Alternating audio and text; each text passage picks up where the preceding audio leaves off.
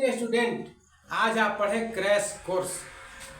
बहुत कम समय है आपको मैट्रिक की परीक्षा के लिए, इसलिए आप क्रैश कोर्स देखें ध्यान से।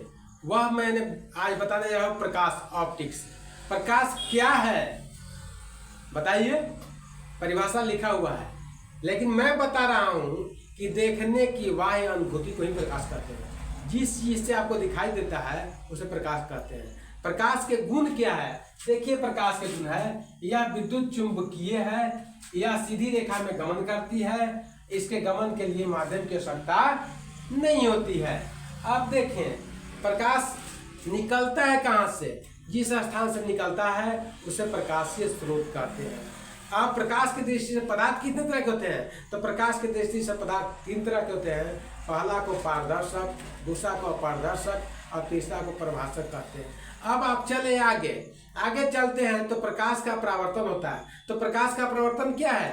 तो कहता है कि जब कोई प्रकाश की किरण किसी चिकनी सतह पर पड़ती है तो अपने ही माध्यम में लौट जाती है। इस क्रिया को प्रकाश का परावर्तन कहते हैं। आसान है ना? अब प्रकाश के परावर्तन में आप क्या देखेंगे कि प्रकाश के परावर्तन के 2 नियम हैं। पहला है आपतित किरण, परावर्तित किरण और आपतन बिंदु पर अभिलंब एक ही बिंदु पर होती है।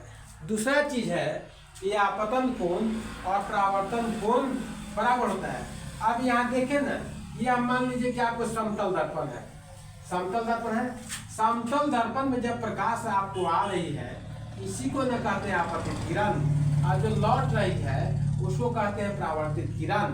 अगर इस पर लंब डाल देते हैं तो आपतन बिंदु पर अभिलंब कहते हैं। या जो आपतित किरण और अभिलंब के बीच के कोण होता है उसे आपतन कोण कहते हैं। और यह परावर्तित किरण और अभिलंब के बीच जो कोण होता है उसे परावर्तन कोण कहते हैं। इसे R द्वारा दर्शाते हैं। तो आपतित किरण और परावर्तित किरण के बीच के डाले लंब कहते हैं। और I और R जब भी होता है तो बराबर होता है। तो ये सारे के सारे 1 नंबर में भी आएंगे, अब और नंबर भी आते हैं।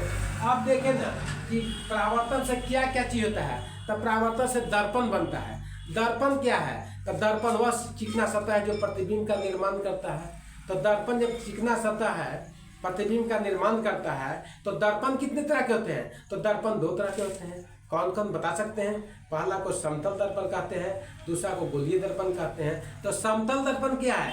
जिसका परावर्तक सतह बराबर होता है उसे समतल दर्पण कहते हैं, और जिसका परावर्तक सतह गोला का भाग होता है उसे गोलीय दर्पण कहते हैं। अब आप सोचते होंगे कि गोलीय दर्पण कितने तरह के होते हैं? तो गोलीय दर्पण मुख्य रूप से 2 तरह के होते हैं।